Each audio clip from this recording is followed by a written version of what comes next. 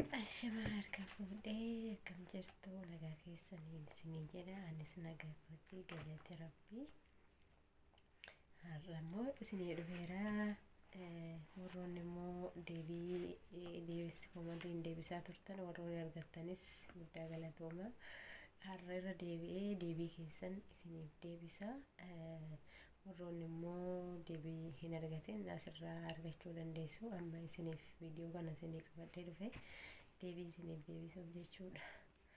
Kanaaf hanga sagantaa qophii kiyyaatti na caqasaa warroonni immoo gaafii qabdanis gaafii keessan na gaafadhaa wanti isiniin galle yoo jiraate isinii ibsuun danda'a na gaafadhaan isiniin jedha. Gaafii tokkoffaa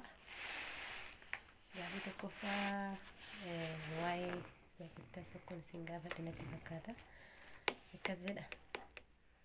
Jaakittaa tokko miicitee buufi daqiiqaa 20 fudhata. 5 yoo meeqatti fudhataa jedha.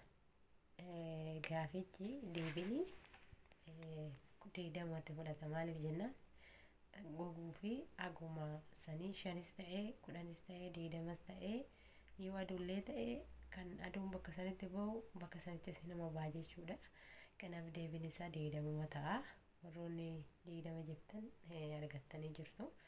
Warroonni immoo 100 jettanis jirtu. Warroonni bilbilaa gara harkaatinis gara dhuunfatiin 180 maal jettanii deebistan illee deebiin isaa 20 ta'a.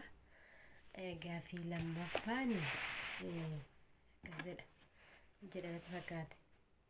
Namni Itoophiyaa jiraatu maaliif heektaraatiin hin awwaalamne jedha. Gaafii lammaffaan jechuudha. Silaa hin jiraachaa jira namichi maal godhaa egaa silaa hin jiraata maal godhaa heektaraa dhaqee namni jiraan awwaalama. Silaa inni jiraachaa jira akkamitti awwaalama namni jiraan. Kanaaf deebiin inni jiraachaa jira silaa akkamitti jiraan awwaalama.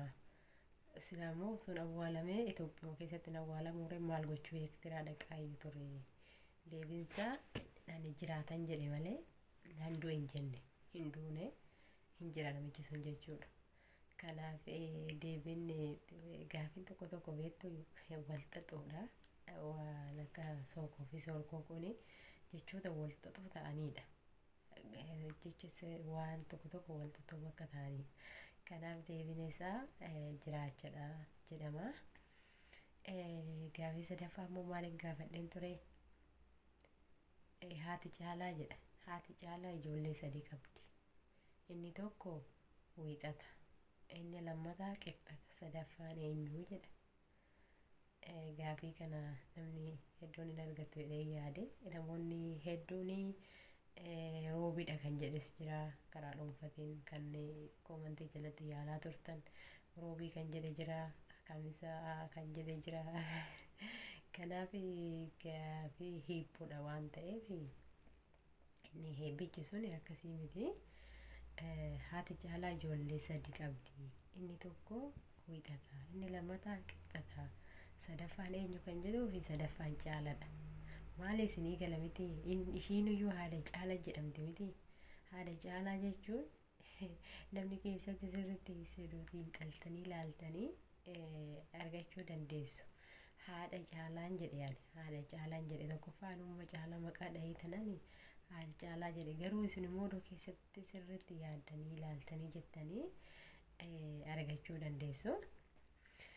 Kanaaf inni haadha caalaa jedhama jedhamti sadaffaan jechuudha deebiin caalaadha. Kanaaf viidiyoo keenya har'a nu gaamoo har'as gaafii tokko isin gaafadhu isin jedhee si yaada.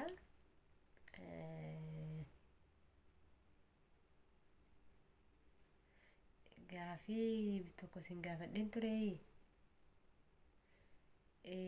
Gaafii tokkollee isin gaafadhe natti fakkaate. Namni tokko hirriiba malee akkamitti guyyaa 20 tura kan jedhu isin gaafadhe natti fakkaata.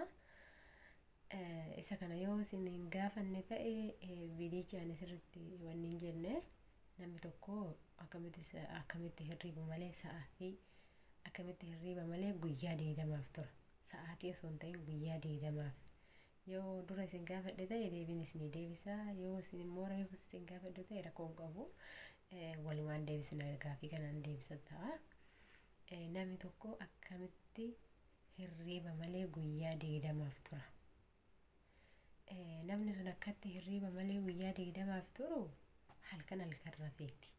Guyyaan jedhe malee sa'aatiin jenne. Odoo sa'aatii 24 jedhe sa'aatii 24 namni osoo sa'aatii 24 ta'e baay'ee mushkilaadha. Namni hirriba malee sa'aatii 24 turuu hin danda'u. Yoo tarii waan addaa rakkoo ta'uu danda'a malee namni fayyaan tokko sa'aatii 24 iyyuu hirriba malee osoo xiqqoo illee irraa akkas mugee rafin hin ta'a jedhee yaadu. Ani garuu kan jedhe guyyaa jedhe. Guyyaa 20 guyyaa 20 halkan namichi kun rafee guyyaa immoo guyyaa 20 hin rafne. Kanaaf gaafichi kana fakkaata. Yeroo biraa immoo gaafii biraatiin qabadhee isiniif dhufee ammasiif immoo akka sagantaa walitti deebinutti nagaa keessa naa jiraadha. Nagaa naaf ta'a. Warroonni gaafii qabdan gaafii keessan komantii jalatti na gaafadhaa. Warroonni immoo maatii kiyyatti dabalamuu barbaadanis kottaa maatii kootti dabalamaa. Warri immoo maatii koo taatanii hanga ammaan afaana turtan guddaa galatoomaa isiniin jedha. Galata guddaa qabdu.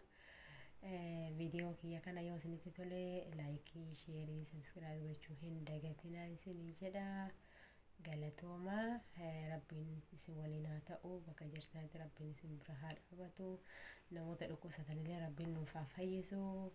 Kan mana hidhaa keessatti dararamaa jiranillee rabbiin nuuf haa hiiku. Kan warra mana hidhaa suudii keessallee namoonni achi keessatti qabamanii ta'uu achi keessatti rakkachaa jiranillee rabbiin daddafate achi keessaa baasee gara biyya isaaniitti isaan haa galchu.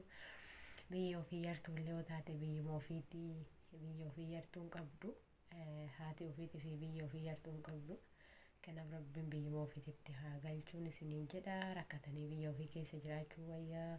Biyya ormaa keessatti rakkatanii namni biyya ormaa garaa namatti jabaata. Garaa namaan laafu. Kanaaf bakka jiranitti rabbiin bira haa ta'u. Rabbiin bira haa dhaabatu. Hundumtuu keessanuu rabbiin isin bira haa dhaabatu. Rabbiin dhukkuba kanallee nurraa haa kaasu. Koronaa kanallee rabbiin nurraa haa kaasu. Biyya keenyaafis nagaa haa buusu. Inni isiniin jedha. Jabaadha, nagaa ta'a. Nagaa keessa naaf jiraadha. Hayyee nagaatti.